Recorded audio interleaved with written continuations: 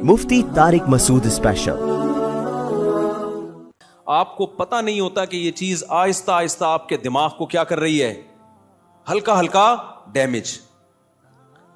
یہ نہیں کہ آپ نے دوستوں کی محفلیں بالکل چھوڑ دی، گپ شپ بالکل چھوڑ دی، کھیل کود بالکل چھوڑ دیا، لیکن اس کو بھی اپنے شیڈول کا حصہ بنانا ہے، اس کو بھی جتنا ٹائم بنتا ہے اتنا دینا ہے۔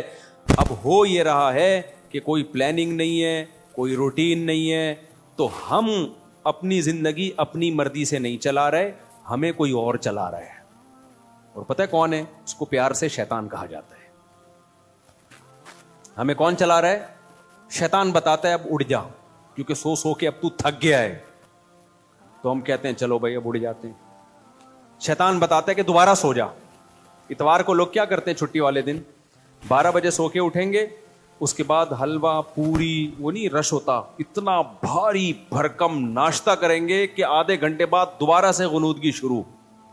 لہذا دوبارہ شیطان کیا کہتا ہے؟ اب دوبارہ کیا بنتا ہے؟ سونا بنتا ہے۔ دوبارہ سو گئے تو سارا دن سوئے، ساری رات سوئے۔ تو میرے بھائی خوش رہنا چاہتے ہو نا تو اپنی روٹین بناؤ اور روٹین کو اپنے تابع رکھو، نہ یہ کہ آپ شیطان کے تابع بن جاؤ۔ بار بار میں ایک مثال دیتا ہوں، گھوڑے کی لگام اگر آپ کے ہاتھ میں ہوگی تو گھوڑا آپ کی مرضی سے سفر کرے گا۔ ابھی ہو یہ رہا ہے کہ ہم نے اپنی لگام گھوڑے کے ہاتھ میں پکڑا دی ہے، گھوڑا ہمیں بتاتا ہے کہ تو نے کدھر جانا ہے۔ بڑے لوگوں کی ایک بڑی زبردست بات ہے کہ اگر آپ کی زندگی گزارنے کی اپنی کوئی پلاننگ نہیں ہوگی تو آپ کسی دوسرے کی پلاننگ کا حصہ بن جاؤ گے۔ دیکھو یہ چرسی ہیروئنچی ہے نا، ان کی اپنی کوئی پلاننگ نہیں ہوتی زندگی گزارنے کی، یہ ہوتی ہے اگر انہوں نے پلاننگ سے اوقات طے کیے ہوتے کہ ہم نے یہ کرنا ہے، صبح اٹھ کے یہ کرنا ہے، دوپہر یہ کرنا ہے، شام کو یہ کرنا ہے، اپنی پلاننگ ہوتی تو چرس پیتے ہی ہے۔ کیا ہو گیا بھائی؟ بولو نا، نہیں پیتے نا، اپنی کوئی پلاننگ نہیں تھی، ایم ہی اٹھ کے ایک دن نکلے، ایک دوست نے چرس پکڑائی، تو اب یہ کس کی پلاننگ کا حصہ بن گئے؟ چرس اور ہیروئن کے جو اسمگلر ہیں نا، ان کی پلاننگ تھی ہم نے پیسہ کمانا ہے، تو وہ کروڑ پتی بن گئے کیونکہ ان کی کوئی پلاننگ نہیں تھی، تو یہ لوگ ان کی پلاننگ کا حصہ بن کے انہوں نے اپنا بیڑا غرق کر دیا، ان کو ارب پتی بنا دیا۔ ہر دفعہ ایسا ہی ہوتا ہے، آپ کی اپنی پلاننگ نہیں ہے کہ میں نے کتنی دیر فیس بک پہ بیٹھنا ہے، کتنی دیر یوٹیوب پہ بیٹھنا ہے، بس آپ نے بیٹھ گئے تو کوئی پلاننگ نہیں ہے، تو آپ دیکھتے جا رہے ہو، دماغ آپ کا خراب ہو رہا ہے، یہ اس نے اس کو گالی دی، اس نے 80 لیٹر کا کارٹون بنا دیا۔ اپنی کوئی پلاننگ نہیں ہے کہ میں نے دیکھنا کون سا چینل ہے، کتنی دیر دیکھنا ہے، معلوماتی چینل دیکھنا ہے، ادھر ادھر دائیں بائیں چیزیں میں نے نہیں دیکھنی، نیوز بھی ایک حد تک دیکھنی ہے، بس اتنی کافی ہے ہمارے لیے آج کی تاریخ میں۔ یہ تھوڑی کہ نیوز ہی سنتے چلے جاؤ، کیا تحقیق کرنی آج میں نے؟ اگر نہیں ہے نا تو آپ دیکھتے چلے جاؤ گے، اور جو یوٹیوبرز یا فیس بکیے یا ٹک ٹاکرز ہیں ان کی پلاننگ تھی کہ ہم نے ویوز بڑھا کے پیسہ کمانا ہے، تو آپ جیسے بے وقوف ان کی پلاننگ کا حصہ، آپ کا نقصان، اور وہ کروڑ پتی بن رہے ہیں۔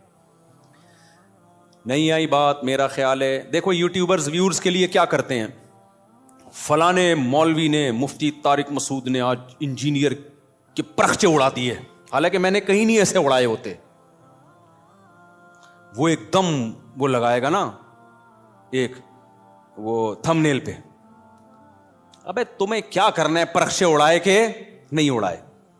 تمہیں کسی مسئلے کی تحقیق کرنی ہے، کسی خاص مسئلے کی، تو تم اس مسئلے کو دیکھو، یار مفتی طارق مسعود نے اس مسئلے طلاق کے مسئلے کی تحقیق کرنی ہے یا اور کوئی مسئلہ، یار اس پہ میں سرچ کر رہا ہوں، مجھے ضرورت ہے، یا یہ کاروبار حلال ہے یا نہیں ہے، میں ڈراپ شپنگ کرتا ہوں، اب ڈراپ شپنگ ہے حلال، چلو مفتی طارق مسعود ڈراپ شپنگ لکھ کے سرچ کرو، یہ آپ کی پلاننگ ہوگی، اس میں آپ کو فائدہ ہوگا۔ لیکن ہو کیا رہا ہے؟ یوٹیوبر اٹریکٹ کرنے کے لیے تھم نیل پہ عنوان لگائے گا، مفتی طارق مسعود دوبارہ جہلم۔ کل ایسا ہی ہوا، میرے سامنے آتا ہے، میں نہیں دیکھتا کہ یار میں، حالانکہ میں دیکھ سکتا ہوں نا کہ کیا کہا ہے بھائی اس نے۔ کل ایک میرے سامنے سے ویڈیو گزری، اس پہ لکھا مفتی طارق مسعود دوبارہ جہلم پہنچ گئے۔ میں کراچی میں بیٹھ کے دیکھ رہا ہوں، میرا بھی دل چاہ رہا تھا نا میں کلک کروں، کیا خیال ہے یار میرے بارے میں جھوٹ کیوں بولا، کیا بولا، لیکن میں نہیں کیا کلک۔ میں نے کہا وہ بے وقوف ہے، ہم تھوڑی بے وقوف ہیں بھائی، ہمیں پتہ ہے جھوٹ ہے، جھوٹ آگے ہو سکتا ہے اندر جو مضمون ہو وہ یہ ہو کہ جانا چاہ رہے تھے لیکن نہیں گئے، ہو سکتا ہے یہ لکھا ہوا اس نے، یہ لکھا ہوا ہو، لیکن سچ لکھا ہے جھوٹ لکھا ہے، میں کیا کروں گا؟ میرا تو ٹائم ویسٹ ہوگا نا، میں کام کی چیز دیکھوں نا۔ لیکن میں نے ویوز دیکھے، پبلک کا رجحان دیکھنے کے لیے کہ پتہ نہیں کتنے ویوز آئے ہوئے تھے اس پہ، اور جا کے لے کے کمنٹس میں گالیاں دی ہوں گی لوگوں نے کہ بھائی کیا کر رہا ہے, جھوٹ کیوں بول رہا ہے.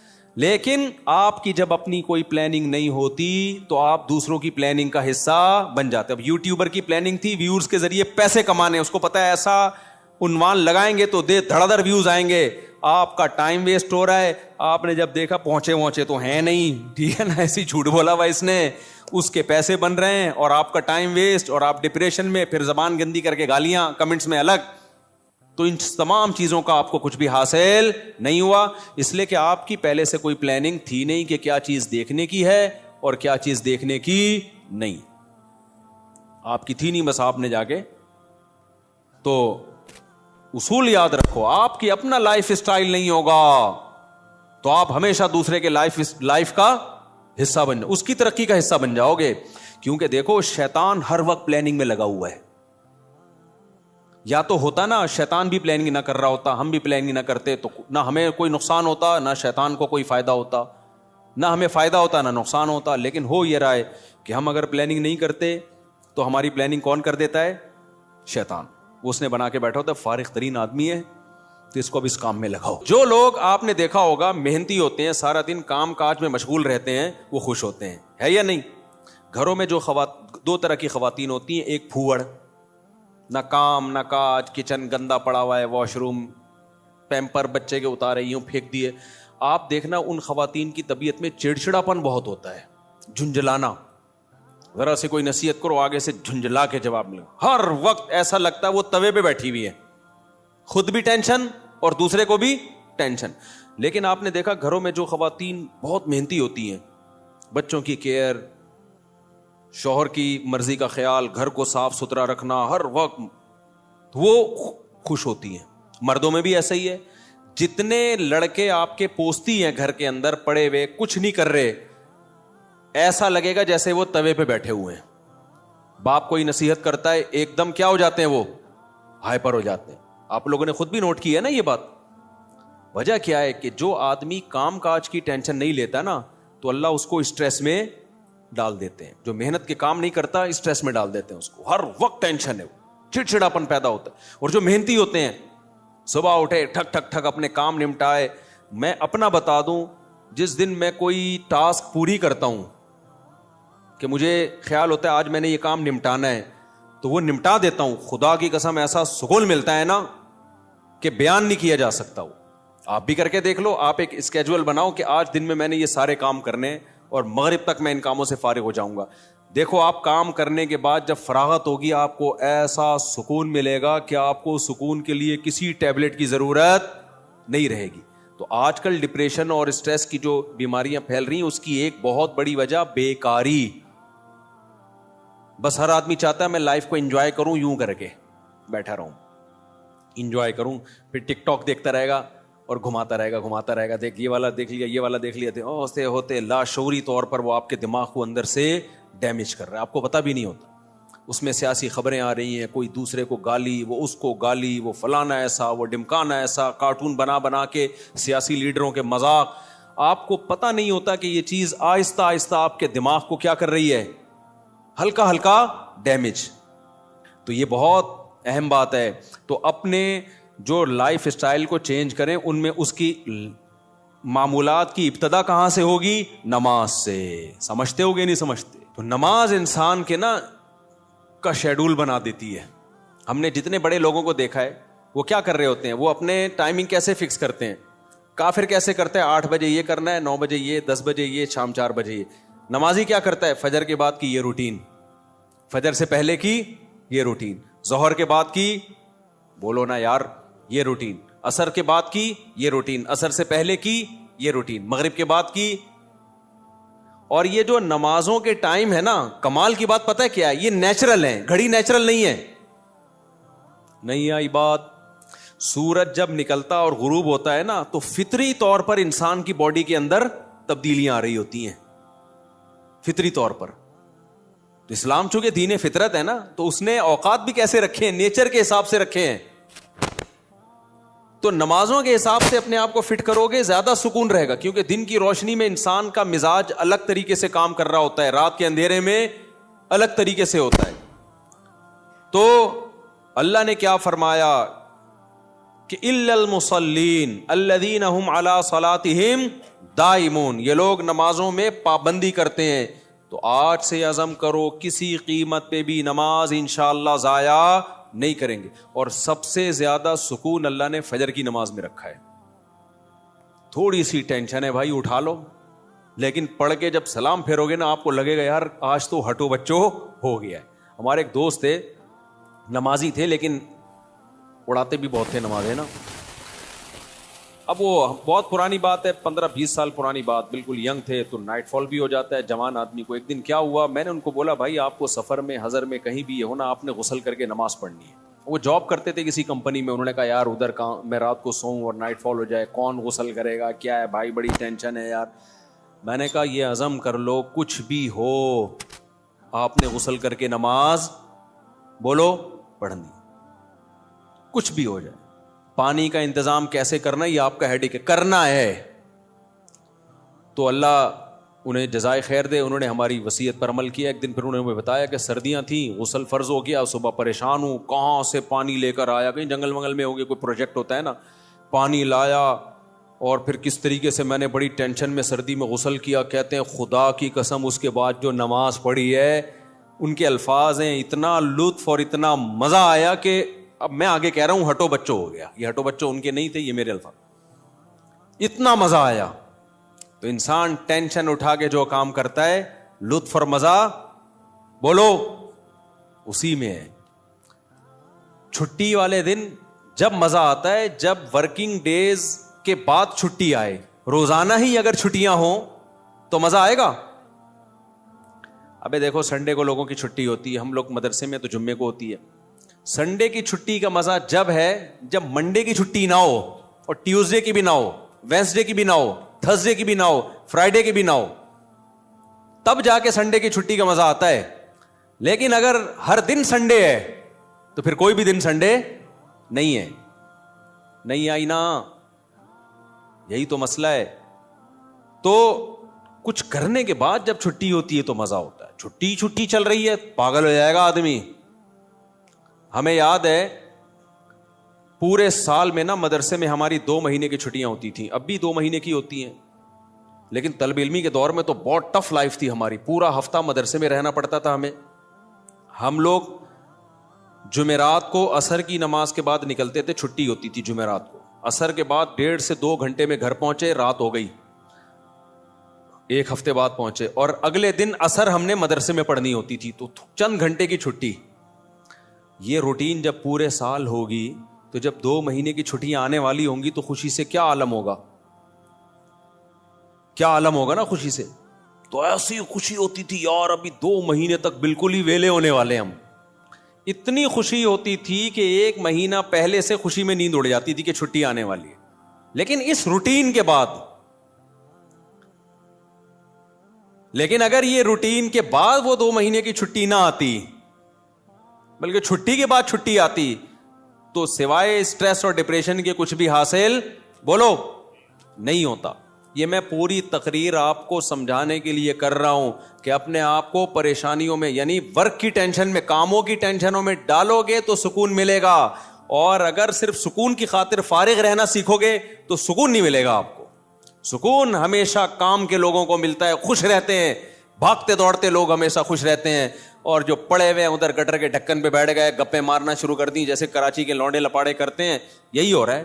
بیٹھے تو اٹھ ہی نہیں رہے، نہ نماز کے ٹائم پہ اٹھ کے جا رہے ہیں، کچھ بھی نہیں، بیٹھے ہیں. آپ کیا کر رہا ہے، پان سے ایک پیک نکال کے ادھر پھینکی، پھر اٹھ کے گھر گیا، وہاں تھوڑی سی ابا سے صلواتیں سنی، سو رہا ہے تو پھر ٹک ٹاک پہ لگ گیا، لگے پوری رات گزر گئی. پھر اپنی مرضی سے سو گیا، پھر اٹھ گیا، پھر جب سوتے سوتے تھک گیا تو اٹھ گیا. تھک گیا تو کیا ہو گیا، اڑ گیا. اب کیا کریں، وہی کریں جو کل کیا تھا، دوبارہ سے اسی ڈھکن پہ جا کے بیٹھو. ہو سکتا ہے 2-4 بے وقوف ابھی بھی وہیں بیٹھے ہوئے ہو، پھر دوبارہ ڈھکن پہ جا. گٹر کے ڈھکن تو جو چوری ہونے سے بچ گئے ہیں نا، وہ یہی والے ڈھکن ہیں جن پہ لوگ آ کے بیٹھتے ہیں، باقی تو سارے چوری ہو گئے. اب حضرت مفتی تقی عثمانی صاحب کی عمر ماشاءاللہ کافی ہو گئی ہے، لیکن صحت عمر کے لحاظ سے بہت اچھی، حالانکہ اتنی بزی اور اتنی ٹف لائف گزاری ہے انہوں نے. 8 گھنٹے مطالعہ کا معمول رہا ہے ایک دور میں. لیکن ہم جب بھی حضرت سے ملتے ہیں حضرت خوش طبع ہیں، تو حضرت بہت خوش مزاج ہیں, حالانکہ اتنا مصروف آدمی تو دیکھنے میں لگتا ہے خوش مزاج ہو ہی نہیں سکتا. جتنے میں نے دیکھے نا مصروف, میرے شیخ حضرت مفتی رشید احمد صاحب بہت بزی رہتے تھے. حضرت تو اتنے بزی تھے, حضرت فرماتے تھے کہ اپنی زندگی کا شیڈول ایسا بنانا چاہیے کہ ایک بوتل میں پانی بھرا ہوا ہے, بوتل میں کیا ہے, پانی بھرا ہوا, اور ڈھکن لگا دیا آپ نے. اب اس میں ایک قطرہ پانی جب جائے گا جب پرانا ایک قطرہ نکلے گا. بات سمجھ میں آ رہی ہے؟ ایک قطرے کی بھی جگہ نہیں ہے. ایک قطرہ جب اس میں جائے گا جب ایک قطرہ پہلے سے اس میں نکالا جائے گا. تو فرمایا اگر یہ قطرہ زیادہ قیمتی ہے تو پرانے قطرے کو نکالو, اس قطرے کو ڈالو. یہ قطرہ پرانے قطرے سے زیادہ قیمتی نہیں ہے تو اسی کو رہنے دو, لیکن ہوگا, ریپلیس ہی ہوگا, نیا آئے گا, پرانا نکلے گا. تو فرماتے تھے کہ اپنے زندگی, اپنے جو 24 گھنٹے کے اوقات کو اس طرح سے بوتل میں پانی کی طرح بھر دو کہ اب آپ کوئی اگر کام کرنا چاہتے ہو تو پرانا کوئی کام ڈسٹرب ہوگا تو پھر نیا کام ہوگا. نہیں آئی بات میرا خیال.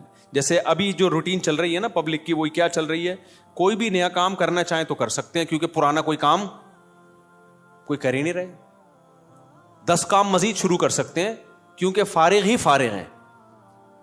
جبکہ ہمارے حضرت کا کیا تھا کہ حضرت نے اگر کوئی نیا کام کرنا ہے نا, کوئی بھی, جیسے کسی کتاب کا مطالعہ کرنا ہے تو پہلے سے جو کام ہو رہا ہے نا اس کا ناغہ کرنا پڑے گا. تو پھر اس میں کمپیئر کیا جائے گا کہ پرانا کام زیادہ قیمتی ہے یا نیا کام. یعنی کاموں کا حرج تو ہوگا کیونکہ 24 گھنٹے مصروف ہیں تو کام کا حرج تو ہوگا, لہذا نئے کام کے لیے ٹائم نہیں ہے. نیا کام اس میں جب داخل ہوگا جب نیا پرانے سے بھی زیادہ امپورٹنٹ ہوگا. مثال کے طور پر 24 گھنٹے آپ کا ایک اسکیجول ہے, ایک شیڈول ہے. اب نیا کام کیا ہے, آپ کی بچی بیمار ہے, ایمرجنسی میں ہاسپٹل لے کے جانا ہے, لیکن آپ کا وہ مطالعے کا ٹائم ہے یا ورزش کا ٹائم ہے یا اور کوئی بزی یا اس جاب کا ٹائم ہے. تو اب آپ کیا کرو گے بھائی, نقصان تو ہوگا, آفس کا ناغہ ہوگا, ناغہ تو ہوگا, لیکن اب یہ کام ان تمام کاموں سے زیادہ اہم. بچی کی جان تو بچانی ہے نا, یا اپنی جان ہو یا بچی کی جان ہو. تو اس طرح سے ہونا چاہیے. آپ کہہ سکتے ہیں لو بھائی یہ تو زندگی کا مزہ ہی کرکرا ہو جائے گا, 24 گھنٹے اپنے آپ کو ایسا بزی بنا کے رکھو, یہ تو انسان نہیں, یہ تو گدھا ہو گیا نا. میں سمجھا پا رہا ہوں اپنی بات جو میں بیان کر رہا ہوں؟ مجھے لگ رہا ہے آپ کے چہروں سے ایسا لگ رہا ہے کہ شاید میں سمجھا نہیں پا رہا.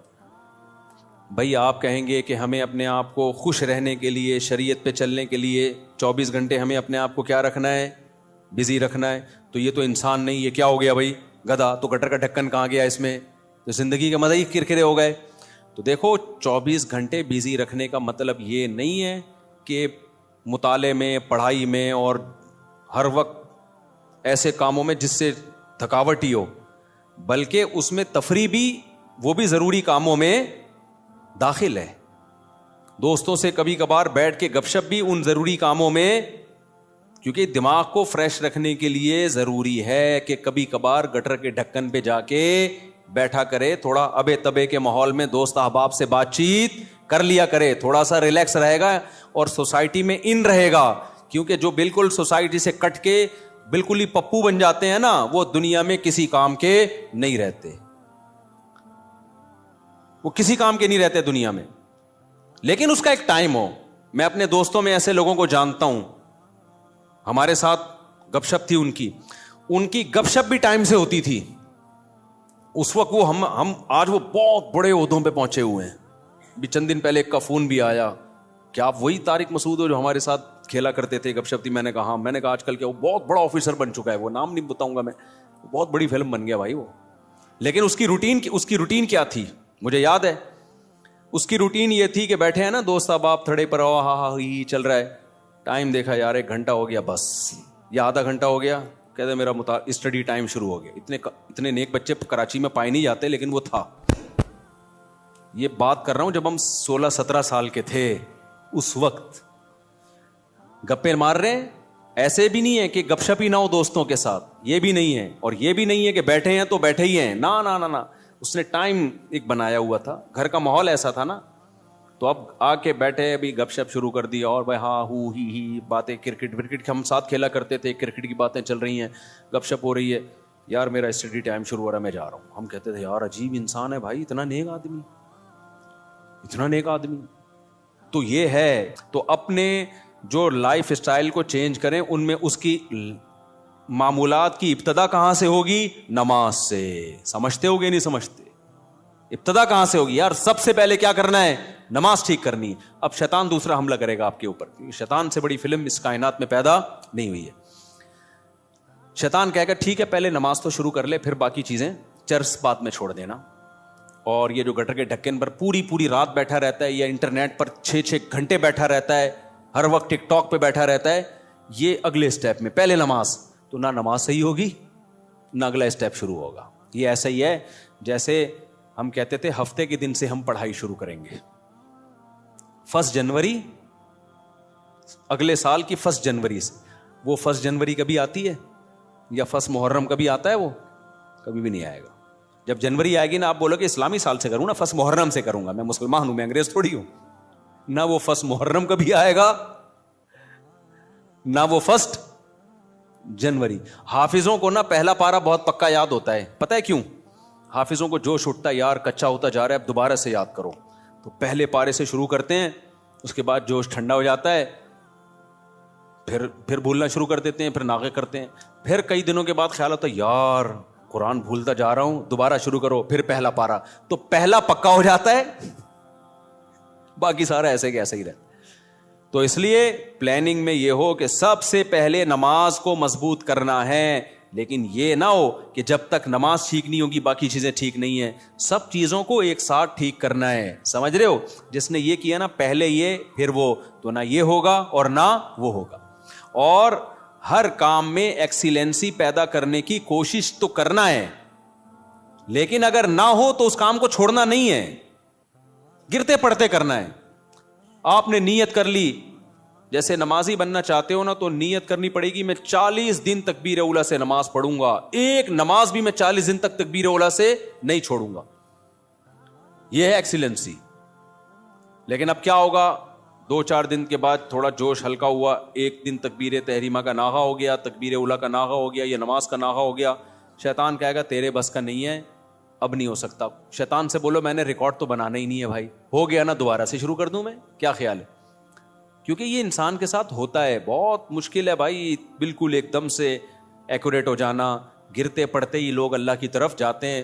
اگر سارے ایک دم سیدھے چلنا شروع ہو جاتے تو یہ حدیث پھر کیوں ہوتی کہ نبی صلی اللہ علیہ وسلم نے فرمایا, اللہ تعالیٰ فرماتے ہیں من تقرب الی شبرا تقربت الیہ باعا, جو ایک بالش میری طرف چل کے آتا ہے میں ایک ہاتھ اس کی طرف چل کے جاتا ہوں, اور جو میری طرف چل کے آتا ہے اتیتہ ہرولا, میں اس کی طرف دوڑ کے جاتا ہوں. یہ حدیث ہے ہی یہ سمجھانے کے لیے کہ آپ پہل تو کرو, آنا تو شروع ہو, گرتے پڑتے ہی آؤ. کچھ آپ کرو گے, کچھ کون کرے گا؟ کچھ اللہ کرے گا. تو کیا کرنا ہے بھائی, اپنے شیڈول کو, اپنے اسکیجول کو تبدیل کرنے کے لیے سب سے پہلے ابتدا کہاں سے کرنی ہے؟ نماز سے. بھائی اب زندگی میں نماز کبھی بھی نہیں چھوٹے گی.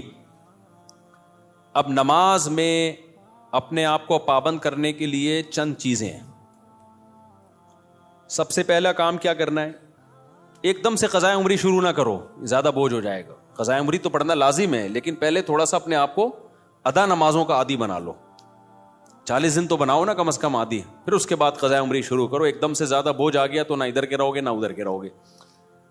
ایک دم سے نا ایک دم امام مہدی بننے کی کوشش کرتے ہیں لوگ, ایسے ایک دم صوفی بنے گا, جا رہا ہے, قضاء عمری بھی چل رہی ہے ساتھ ساتھ, آج لگتا ہے کہ بس یہ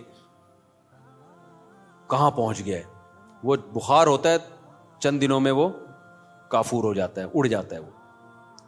تو نماز کا عادی بنانے کے لیے کرنا کیا ہے, اپنے اوپر کوئی جرمانہ رکھنا ہے, سزا رکھنی ہے.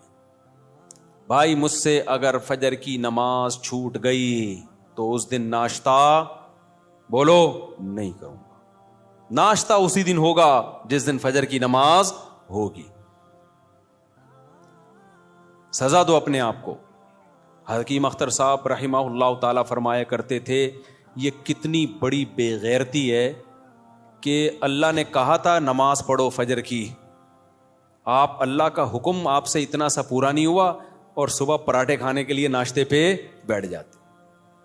کتنی بڑی بے غیرتی ہے نا, کہ اللہ کی نعمتوں سے تو پھوڑنے کے لیے آ جاتے ہیں, بس جو اللہ نے کام لگایا وہ ہو نہیں رہا. تو غیرت کا تقاضا بھی ہے, فجر گئی تو ناشتہ بھی گیا. اے اللہ اب ہمارے منہ سے تو نوالا اترے گا نہیں. کتنا مزہ آتا ہے صبح ناشتہ کرنے میں نا, آپ کو نہیں آتا, مجھے تو بہت آتا ہے. خیر, کتنا لطف ملتا ہے جب بھوک لگ رہی ہو اور انسان مزے کا ناشتہ کرے. تو یہ اللہ ہم سے کام بہت کم لیتا ہے, نعمتیں ہمیں بہت زیادہ دیتا ہے, اور اس فجر پڑھنے میں بھی ہمارا ہی فائدہ ہے, سکون ہمیں ہی مل رہا ہے, صحت بھی اچھی ہوتی ہے, جلدی اٹھنے میں آکسیجن ملتی ہے. اور صبح کی جو دھوپ ہے نا, یہ جو ٹھنڈی دھوپ ہوتی ہے صبح کی, سرخ دھوپ, یہ وائٹامن ڈی بہت تیزی سے بڑھاتی ہے باڈی میں لگی. دھوپ ویسے بھی وٹامن ڈی بڑھاتی ہے, چاہے دوپہر کی دھوپ ہی ہو, لیکن جو صبح کی دھوپ ہے جب سورج سرخ ہوتا ہے, یہ والی دھوپ بہت زیادہ آپ کی باڈی کو مضبوط کرتی ہے, ہڈیوں کو مضبوط کرتی ہے. تو ہمارا ہی فائدہ اس میں. تو اپنے آپ کو نماز کا پابند بنانے کے لیے کیا کرنا ہے بھائی؟ فجر چھوٹ گئی, ناشتہ گیا. ظہر چھوٹ گئی تو کچھ پیسے رکھ لو. ہر آدمی اپنے حساب سے پیسے رکھے کہ اتنے پیسے میں. اب میں یہ نہیں کہوں گا کہ ظہر چھوٹ گئی تو لنچ بھی گیا, کیونکہ سزا اتنی دے انسان جتنی افورڈ کر پائے, ورنہ ہوگا یہ کہ آپ نہ سزا پہ عمل کرو گے نہ نماز. بہت زیادہ سزا دینا بھی ٹھیک نہیں ہے. اب مثال کے طور پر آپ نے کہا کہ فجر گئی تو میں اپنی گردن ہی اڑا دوں گا, تو کون اڑائے گا بھائی؟ خام وہ بات کرو نا جو پاسبل ہے. یا فجر ہو گئی تو اپنے آپ کو سگریٹ, فجر گئی تو سگریٹ سے جلاؤں گا اپنے آپ کو, تو سزا اتنی جو افورڈ. یا فجر گئی تو 10 لاکھ روپے صدقہ کروں گا, ایسا نہیں ہوتا. نہ 10 لاکھ صدقہ کرے گا بھائی, اتنا نیک ہوتا تو پڑھ ہی نہ لیتا. تو سزا اتنی ہونی چاہیے جو اتنی ہلکی بھی نہ ہو کہ کوئی تکلیف ہی نہ ہو, اور اتنی بھاری بھی نہ ہو کہ سزا ہی نہ دی جا سکے. وہ ہر آدمی خود فیصلہ کرے اپنے بارے میں.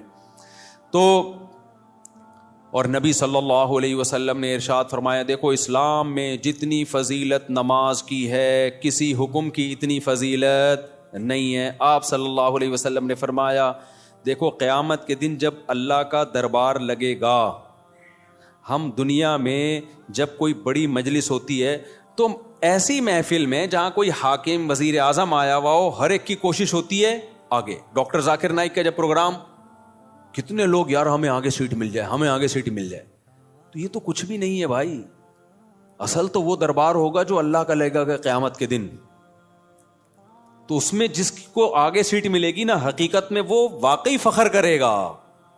تو نبی صلی اللہ علیہ وسلم نے فرمایا, اس دن آگے کا ٹکٹ کس کو ملے گا؟ حدیث کا مفہوم بیان کر رہا ہوں کہ نمازوں میں جو سب سے آگے ہوا کرتے تھے, اگلی صف میں ہوا کرتے تھے, کیونکہ اللہ کا ایک دربار دنیا میں لگتا ہے جس میں اللہ نظر نہیں آتا ہمیں, بس ایمان لائے ہیں بھائی اللہ کا دربار ہے, تو وہ غیب ہے. تو اس میں جو آگے آگے ہوگا, تو جب سچی مچی کا دربار لگے گا جس میں اللہ موجود ہوگا, تو نبی صلی اللہ علیہ وسلم نے فرمایا جو صف میں سب سے آگے ہوتے تھے قیامت کے دن بھی وہ اللہ کے ہاں سب سے آگے ہوں گے, اور جو صفوں میں جتنا پیچھے ہوتے تھے قیامت کے دن بھی وہ صفوں میں اتنا پیچھے ہوں گے. کچھ لوگوں کی عادت ہوتی ہے ایک رکعت نکالنا فرض ہے. ہمارے محلے میں ایک صاحب ہوا کرتے تھے, فجر میں لازمی ایک رکعت نکلتی تھی ان کی. اچھا فجر 5 بجے ہو رہی ہے تو وہ 5:05 پہ آ رہے ہیں. ہم ان سے کہتے تھے یار ایک رکعت کیوں نکالتے ہو, تھوڑا 2 منٹ پہلے آ جاؤ. کہتے یار اصل میں رات کو نیند پوری نہیں ہوتی. پھر جب نماز 5:15 پہ ہوئی تو بھی ایک رکعت نکل رہی ہے. یہ ایک بیماری ہے, میں آپ کو بتا رہا ہوں بھائی. اب تو 15 منٹ زیادہ مل گئے نا, تو زیادہ مل کے ان کی نیند اسی حساب سے آگے جا رہی ہے. حتیٰ کہ سردیوں میں جب 6:45 پہ نماز ہو رہی ہے پھر بھی ایک رکعت نکل رہی ہے. تو یہ جو آزار ہوتے ہیں نا کہ یوں ہو رہا ہے بھائی, جس نے پڑھنی ہوتی ہے وہ آ جاتا ہے, نہیں پڑھنی ہوتی, جس کی ایک رکعت نکلنی ہے وہ ایک ہی نکلتی رہے گی قیامت تک. جس کی 2 رکعت نکلنی ہے, التحیات والے بھی ہوتے ہیں, التحیات میں آ رہے ہوتے ہیں, وہ ہمیشہ آپ دیکھنا التحیات میں ہی ہوں گے. اور کچھ ایسے ہوتے ہیں جماعت ہی پوری نکلتی ہے ان کی, وہ ہمیشہ سلام پھیرنے کے بعد تشریف لا رہے ہوں گے, بولے گا ابے یار یہ کیا ہو گیا. تو اور کچھ ایسے ہیں جنہوں نے پڑھنی نہیں ہے. تو جب میں اور آپ کوشش کریں گے نماز کی پابندی کی, تو بھائی تکبیر اولا کی پابندی کے ساتھ صفے اول میں, کیونکہ نبی کی جو بشارتیں آپ صلی اللہ علیہ وسلم نے صف اول کے لیے دی ہیں وہ دوسری صف کے لیے اور آخری صف کے لیے نہیں ہیں. آپ صلی اللہ علیہ وسلم نے فرمایا لوگوں کو اگر پتہ چل جائے کہ صف اول میں کتنا ثواب ملتا ہے تو اتنی لڑائیاں ہوں کہ قرآن اندازی کی نوبت آئے. پورا محلہ, وہ جو اجر ملے گا نا قیامت کے دن, جو پروٹوکول ملے گا اللہ کے دربار میں, وہ لوگ اپنی آنکھوں سے دیکھ لیں نا, وہ قیامت کا منظر اللہ دکھا دیں کہ صف اول والے آج کہاں ہیں. تو نبی نے فرمایا محلے والوں میں جھگڑا ہوگا, ہر آدمی کہے گا تیرے باپ کی سیٹ ہے جو آگے پہلے سے بیٹھا ہوا ہے. صحیح ہے نا, ہر آدمی جھگڑا کرے گا, ابے تیرے باپ کی جگہ ہے جو میں بیٹھوں گا یہاں پہ, وہ کہے گا میں بیٹھوں گا. اتنی لڑائیاں ہوں گی کہ فیصلہ کس سے کیا جائے گا؟ قرعہ ڈالا جائے گا. آج تم کہ ہمیں اپنی آنکھوں سے دیکھ نہیں رہے, لہذا ایسے پوستیوں کی طرح رڑتے آتے ہیں, وہ بالکل پیچھے بیٹھ رہے. آگے جگہ بھی ہوتی ہے تو کوشش کرتے ہیں پیچھے ہی کھڑے رہیں, کیونکہ تاکہ نکلنے میں آسانی ہو, سلام امام پھیرے اور فوراً بھاگ سکیں ہم. تو وجہ اس کی ہے کہ بھائی اللہ فرماتے ہیں فلا تعلم نفس ما اخفی لهم من قرۃ اعین, کسی نفس کو خبر نہیں ہے ہم نے اپنے نیک بندوں کے لیے آنکھوں کی ٹھنڈک کا کیسا سامان چھپا کے رکھا ہے.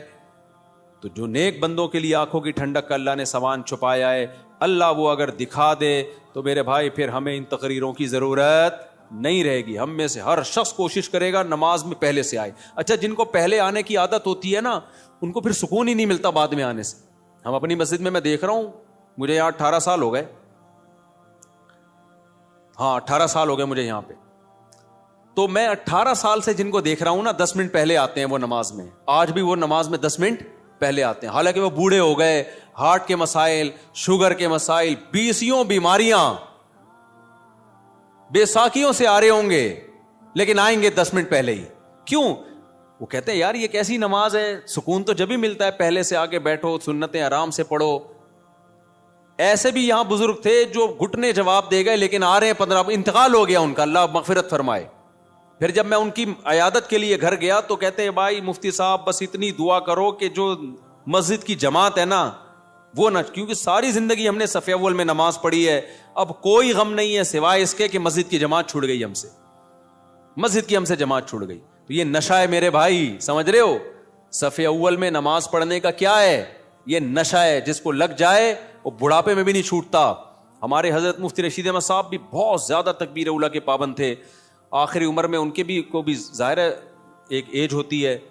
تو جب وہ نیچے آتے تھے نا نماز پڑھنے کے لیے اتنا خوش ہوتے تھے, کہتے تھے یہ اللہ کا اتنا بڑا فضل ہے کہ نماز نہیں چھوٹ رہی مجھ سے. تو جن کو نشہ ہو جائے ان سے پھر یہ صف اول نہیں چھوٹتی. تو ایسا نشہ پیدا کر دو اپنے اندر. نشہ کب ہوتا ہے؟ جب عادت پڑ جائے نا, لت پڑ جائے, تو صف اول کی عادت ڈال دو. رمضان میں ہم دیکھتے ہیں جن کو تراویح میں صف اول میں تراویح پڑھنے کی عادت ہے نا, 15 منٹ پہلے آئیں گے, اپنا رومال بچھایا بیٹھ گئے وہاں. کیوں؟ کہتے ہیں یار مزہ ہی نہیں ہے پیچھے کھڑے ہو کے نماز پڑھنے کا. اور یہ لوگ زیادہ سکون سے نماز پڑھ لیتے ہیں. اور جو کنفیوز ہوتے ہیں آج پڑھنی ہے کہ نہیں پڑھنی, تو وہ آئے گا پہلے بیٹھے گا, پیچھے وضو میں بیٹھا رہے گا, نلکا کھول کے ہاتھ صاف کرتا رہے گا ایسے, پھر کوئی باتیں کرے گا, پھر پیچھے ٹیک لگا کے بیٹھ جائے گا, چلو 2-4 رکعتیں نکل جائیں کیا ہیں, پھر ایک آدھ رکعت میں رکوع میں جب امام جائے گا تو شامل ہو جائے گا. تو اس سے آپ کا دل ہی نہیں لگے گا نماز میں. تو کام وہی اچھا ہوتا ہے جو پابندی کے ساتھ اور مکمل فوکس بنا کے کیا جائے. نبی صلی اللہ علیہ وسلم نے ہر چیز میں احسان کا حکم دیا ہے. پتہ ہے آپ کو احسان پتہ ہے کسے کہتے ہیں؟ ایکسیلنسی. جو کام کرو خاندانی طریقے سے کرو. ہم جو بھی کام کرتے ہیں پتہ ہی نہیں چل رہا ہوتا کہ کرنا چاہتا بھی ہے کہ نہیں چاہتا. وہ شادی والی بات ہے, نہیں کرو بھائی دوسری شادی, کرنا ہے تو پھر کرو خاندانی طریقے سے, پھر ایسی کی تیسی. کل بھی ایک کیس آیا نا, اصل میں کیس ہی یہی آ رہے ہیں آج کل, کیا کریں. کیس آیا کہ وہ شادی کر لی, اب اس پہ دباؤ ڈال رہے ہیں طلاق دے دو, اور وہ لڑکی والے اس کے سر پہ دوسری کو دے دو.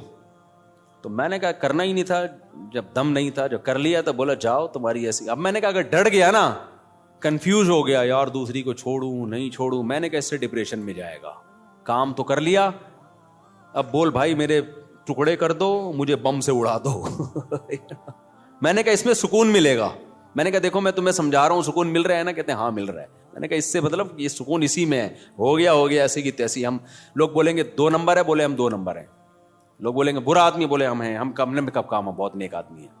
تو جو بھی کام ایکسیلنسی کے ساتھ ہوتا ہے. صحابہ کرام جب نماز پڑھا کرتے تھے کتنے خشوع و خضوع سے پڑھا کرتے تھے, تبھی نمازوں میں ان کو مزہ آتا تھا.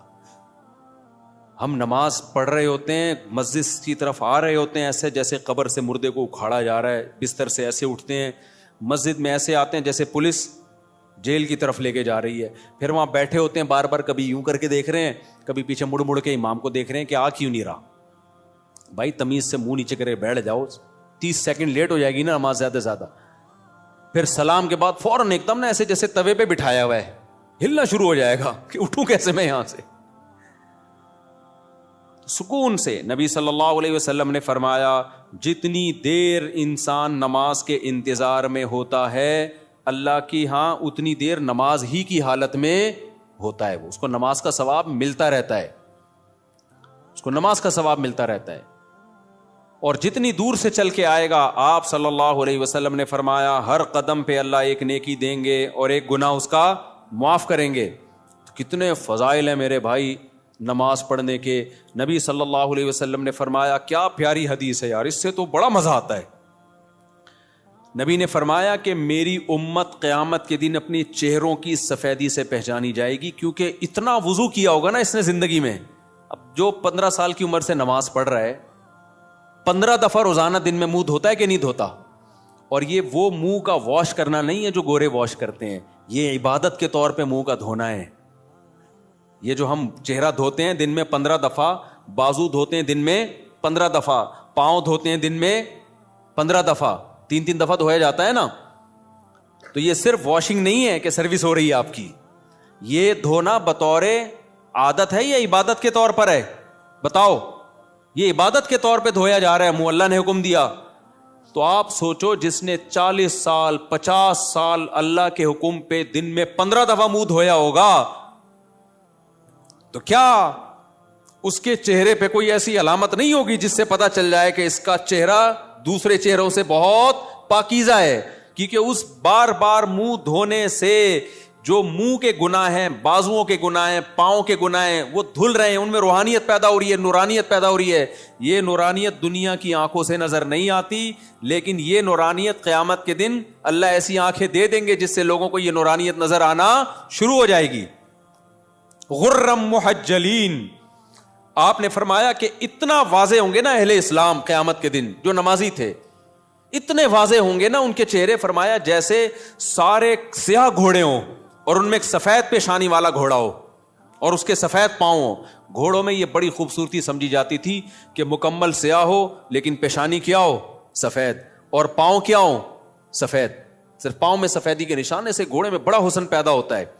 تو آپ نے فرمایا کہ سارے سیاہ گھوڑوں میں اگر سفید پیشانی والا گھوڑا ہوگا تو فوراً الگ پہچان ہوگی کہ نہیں ہوگی؟ ہے بھائی ایک گھوڑے ہیں, اب آپ کا گھوڑا ان گھوڑوں میں مکس ہو گیا سب کے کلر, تو آپ جا کے غور سے دیکھو گے, لیکن آپ کا گھوڑا سفید پیشانی والا تھا, باقی سارے کالے, فوراً پہچان جاؤ گے بھائی یہ کس کا گھوڑا ہے, یہ میرا.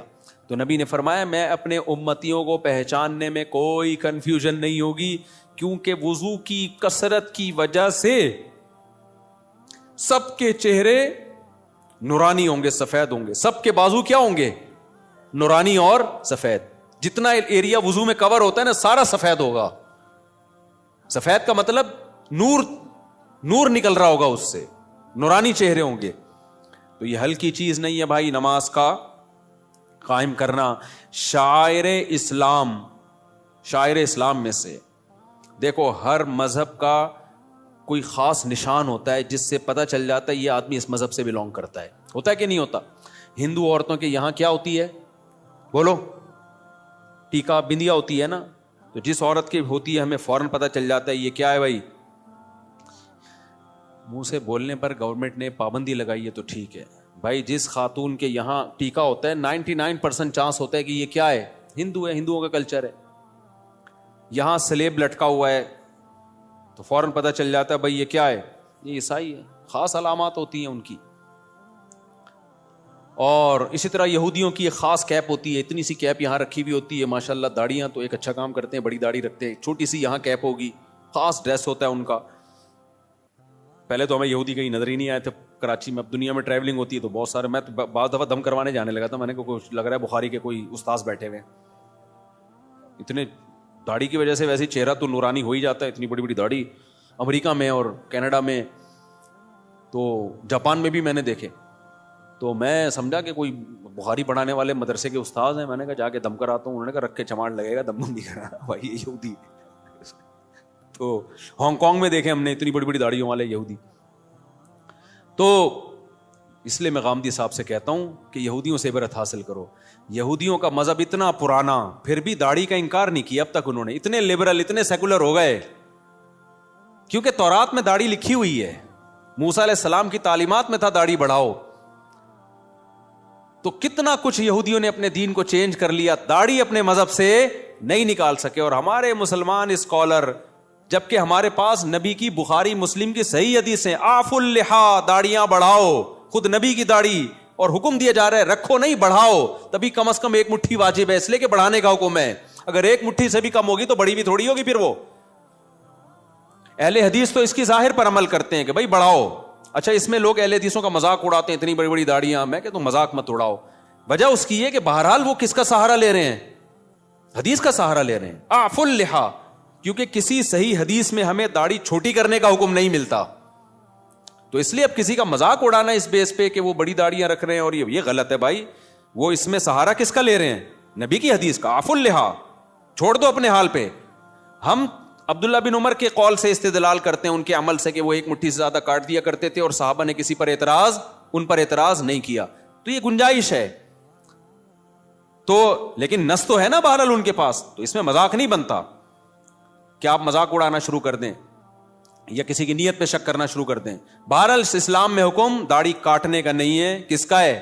بڑھانے کا. تو غامدی صاحب نے کیا انکار کر دیا کہ ایکچولی کلچر تھا. بھائی کلچر تھا تو نبی آرڈر کیوں دے رہے ہیں؟ نبی ان کا کلچر تو عربوں کا کھجور کھانا بھی تھا, تو آپ نے کھجور کھانے کے آرڈر دیے ہیں؟ کہ عربوں کا کلچر تھا لنگی پہننے کا, آپ نے کہیں لنگی کا آرڈر دیا ہمیں؟ عربوں کا کلچر تھا گدھے کی سواری کا, تو آپ نے آرڈر دیا ہمیں گدھے کی سواری کرو؟ بھائی بطور مذہب اور بطور دین کے داڑھی بڑھانے کا آپ نے حکم دیا ہے, کیونکہ آپ نے فرمایا 10 چیزیں پیغمبروں کی فطرت ہیں. تو فطرت کی مخالفت تغییر خلق اللہ کہلاتی ہے. ان میں داڑھی بڑھانا, مونچھیں گھٹانا, بغلوں کے بال صاف کرنا. تو کیا بغلوں کے بال صاف کرنا آپشنل ہے کیا؟ کرو نہ کرو آپ کی مرضی. نہ کاٹنے پڑیں گے آپ کو. ناخن کاٹنا, یہ سب ایک ہی حدیث کا حصہ ہیں. تو جیسے ناخن کاٹنا واجب ہے, آپشنل نہیں ہے, بغلوں کے بال صاف کرنا اس حدیث کی روشنی میں واجب ہے, آپشنل نہیں ہے. بول دو نا, مجھے شک ہونے لگتا ہے کہ بڑھائی بھی ہوں گی. زیر ناف بال صاف کرنا واجب ہے, آپشنل نہیں ہے. تو اسی حدیث میں بھائی داڑھی بڑھانے کا حکم دیا جا رہا ہے, تو وہ کیسے آپشنل ہو گیا؟ اس کا کلچر, نبی کلچر بیان کرنے کے لیے تھوڑی آئے ہیں. نبی کیا بیان کرنے کے لیے آئے ہیں؟ حدیث, اللہ کا حکم بیان کرنے کے لیے آئے ہیں. تو جب تک اس کے خلاف کوئی دلیل نہ ہو, اس کو اللہ کا آرڈر اور اللہ کا حکم ہی سمجھا جائے گا. تو یہودیوں نے اپنے مذہب سے داڑھی نہیں نکالی, تو یہ مذہب کا آرڈر. سکھوں سے عبرت حاصل کرو. جب میں کینیڈا کے ایئرپورٹ پہ اترا ہوں, مجھے اتنی بڑی بڑی داڑھیوں والے سردار نظر آئے. حالانکہ ایئرپورٹ پہ وہ جاب کر رہے ہیں, کوئی مینیجر ہے, کوئی پائلٹ ہے, داڑھی سب نے رکھی. 99 جو میرا تجزیہ غلط بھی ہو سکتا ہے, کیونکہ ہو سکتا ہے جنہوں نے داڑھی کاٹی بھی مجھے پتہ ہی نہ چل رہا ہو کہ یہ سکھ ہے یا کچھ اور, لیکن انہوں نے رکھی ہوئی ہے. وہ اپنے مذہب کو نہیں چھوڑتے. شرم سے ڈوب مرنے کا مقام ہے میرے بھائی. پھر ہم لوگ کے لیے کیا خیال ہے؟ اور غامدی صاحب نے تو انکار ہی کر دیا. تو ہمارے تو پیغمبر دیکھو, یوسف علیہ السلام سے زیادہ کوئی خوبصورت تھا, لیکن آپ کی بھی کیا تھی؟ داڑھی. اور جمال میں سب سے زیادہ جمال اللہ نے, حسن الگ چیز ہے, جمال الگ چیز. حسن میں سب سے بڑا درجہ یوسف علیہ السلام کا, لیکن جمال جو حسن کے سے اوپر کی چیز ہے, وہ جمال سب سے زیادہ اس کائنات میں نبی صلی اللہ علیہ وسلم کو اللہ نے دیا ہے, اور یہ حدیث سے ثابت ہے. لیکن آپ صلی اللہ علیہ وسلم کی بھی داڑھی تھی. اس لیے میں غامدی صاحب اور ان کے فالوور سے کہتا ہوں کہ آپ سے نہیں رکھی جا رہی, آپ توبہ استغفار کر لو, لیکن انکار مت کرو بھائی. آپ تحریف دین جو ہے یہ زیادہ بڑا جرم ہے. تو اور ہمت کر کے رکھ لو, کیا جا رہا ہے یار. خیر, تو کہاں سے کہاں بات چلی گئی, کیا بات کر رہا تھا میں؟ ہاں, میں کہہ رہا تھا اسلام کے شعائر ہوتے ہیں نا, جیسے ہندوؤں کا ایک خاص شعار ہے, سکھوں کا ایک خاص شعار ہے, داڑھی ہوتی ہے, پگڑی ہوتی ہے, یہ ان کا شعار ہے. عیسائیوں کا سلیب ہے. تو مسلمانوں کا شعار کیا ہے؟ مسلمانوں کا شعار کوئی خاص لباس نہیں ہے. شاعر اسلام میں سب سے بڑی چیز ہے نماز, کہ 5 ٹائم مسلمان مسجد میں حاضری دیتا ہے. یہ دنیا میں کوئی مذہب اپنے عبادت گاہوں میں 5 ٹائم حاضری دیتا ہے؟ ہندو ہفتے میں 1 بار, باقی انہوں نے چھوٹے چھوٹے بھگوان گھر میں ہی رکھے ہوئے ہیں, صحیح ہے نا, وہ ان کی روزانہ عبادت کریں, صبح شام کریں, یہ ان کا ہیڈک ہے. لیکن واحد ایک اسلام مذہب ہے جو آپ کو عبادت خانے میں کتنی دفعہ بلاتا ہے؟ 5 بار. تو مسلمان اپنی روٹین میں 5 ٹائم, تو یہ 5 ٹائم ایسی چیز ہے عبادت جو چھپنے والی نہیں ہے. آپ کسی غیر مسلم کے ساتھ رہو گے, اس کو 1-2 دن میں پتہ چل جائے گا بھائی ان کے تو 5 ٹائم اوقات ہیں, یہ تو ہر تھوڑی دیر کے بعد ان کو نماز کے لیے جانا ہوتا ہے. تو یہ شاعر ہے, اس سے پتہ چلے گا کہ آپ مسلمان ہو یا کافر ہو. صحابہ کے دور میں اسی سے پتہ چلتا تھا. دیکھو نبی صلی اللہ علیہ وسلم نے جب دعوت دی نا عرب کے قبائل کو, تو بہت سے قبائل مسلمان ہو گئے, بہت سے مسلمان نہیں ہوئے. تو پھر آپ نے جہاد شروع کیا. تو حدیث میں آتا ہے, کیونکہ کوئی معاہدہ تو تھا نہیں نا, جنگ تھی, تو آپ صلی اللہ علیہ وسلم لشکر لے کے جاتے, اس علاقے کے قریب پڑاؤ ڈالتے کہ ابھی ہم نے اس پہ حملہ کرنا ہے. تو دیکھتے کہ فجر کی اذان کی آواز آتی ہے کہ نہیں آتی. اگر فجر کی اذان کی آواز آئی, اس کا مطلب یہ کیا ہے؟ مسلمان ہیں, چھوڑ دو. اذان کی آواز نہیں آئی, بھائی یہ اسلام قبول ہی نہیں کیا. تو اذان اور نماز, یہی وجہ ہے کہ صحابی رسول کہتے ہیں کہ نبی کے دور میں نا بدترین سے بدترین منافق, جس کا سب کو پتا ہوتا تھا کہ یہ کمبخت اندر سے کافر ہے, صرف فیور لینے کے لیے مسلمان ہے, کمبخت وہ بھی جماعت کی نماز میں آتا تھا. کیونکہ اگر وہ نماز میں نہیں آتا نا تو مسلمان سمجھتے کہ یہ کمبخت ابھی, یہ تو اس نے شو کر دیا کہ میں کافر ہوں. تو ایمان اور کفر کا فرق نماز سے سمجھا جاتا تھا. تو آج توحید کے بعد جس حکم کی سب سے زیادہ دھجیاں اڑائی جا رہی ہیں, وہ کون سا حکم ہے؟ وہ نماز ہے. میں بار بار قرآن کی آیت پیش کرتا ہوں نا, کہ اگر نماز چھوڑنے کی تھوڑی سی بھی گنجائش ہوتی, دفتری کاموں کی وجہ سے, کل پیپر ہے آپ کا, یا سردی میں اٹھا نہیں جا رہا, یا آپ کو دل نہیں چاہ رہا, یا بیمار ہیں, تھوڑی سی بھی گنجائش ہوتی, تو سب سے بڑا عذر کیا تھا؟ میدان جنگ میں لڑائی. میدان جنگ میں جب کسی دشمن سے جنگ ہو رہی ہو, اس سے زیادہ ٹینشن والا کوئی حالت نہیں ہوتی. اس میں نماز چھوڑنے کی اجازت نہیں دی ہے بھائی. تو اب کیا رہ گیا؟ تو آپ کو اس لیے اجازت دے دی جائے فجر کی, آپ کی آج رخصتی ہوئی ہے بھائی. دولہا فجر میں اکثر کیا ہوتا ہے؟ شارٹ کہتا ہے اتنے عرصے منتیں ماننے کے بعد میری شادی ہوئی ہے, تو فجر کیوں پڑھوں, میں پاگل ہوں کیا؟ وہ یہ سمجھ رہا ہوتا ہے. اور جو محلے کے لوگ ہوتے ہیں نا, جو آپ کے دوست, وہ کسی کو دیکھیں نہ دیکھیں, دولہا کو سب چیک کر رہے ہوتے ہیں آج فجر میں آیا کہ نہیں آیا. بڑے ہوشیار ہیں یار. دولہا کو سب کیا کر رہے ہوتے ہیں؟ چیک کر رہے ہوتے ہیں. ایک بندے کی, ہمارے دوست کی شادی ہوئی, وہ کبھی بھی فجر میں نہیں آتا تھا. شادی ہوئی تو پہنچ گیا, اور آدھا گھنٹہ پہلے سے آ کے بیٹھا ہوا ہے. میں نے کہا یار تم تو ویسے نظر کبھی نہیں آئے. نماز پڑھتا تھا لیکن جماعت نکل جاتی تھی. نماز پڑھتا تھا مگر جماعت نکل جاتی. میں نے کہا یا تو پورے سال پڑھ رہے ہوتے, اس سال اس رات کو بھی آ جاتے. ہم کہتے چلو یار ہمت کی اس نے. پورے سال کبھی میں نے آپ کو مسجد میں دیکھا نہیں, یعنی نماز پڑھتا تھا جماعت کے بعد آ کے, اور آج آپ آدھے گھنٹے سے آئے ہوئے ہو. کہتے یار سویا ہی نہیں ہوں. تو میں نے کہا نیند ہی نہیں آئی خوشی سے نا, خوشی سے نیند آئی نہیں ہے. تو اب میں نے کہا چلو آج پہلی دفعہ جماعت سے نماز پڑھ کے ریکارڈ قائم کرو. تو میں نے کہا میں تو آپ کو بہت نیک سمجھ رہا تھا, لیکن خیر یہ بھی غنیمت ہے. تو یہ شروع میں ہوتا ہے, خوشی سے نیند نہیں آتی. اس کے بعد کنواروں کو دیکھ دیکھ کے روتا ہے کہ کیسی گہری نیند سوتے ہیں یار, یہ کتنے گھوڑے بیچ کے سوتے ہیں, کوئی ٹینشن نہیں ہے. خیر تو بھائی آج سے عزم کرتے ہو کہ نہیں کرتے؟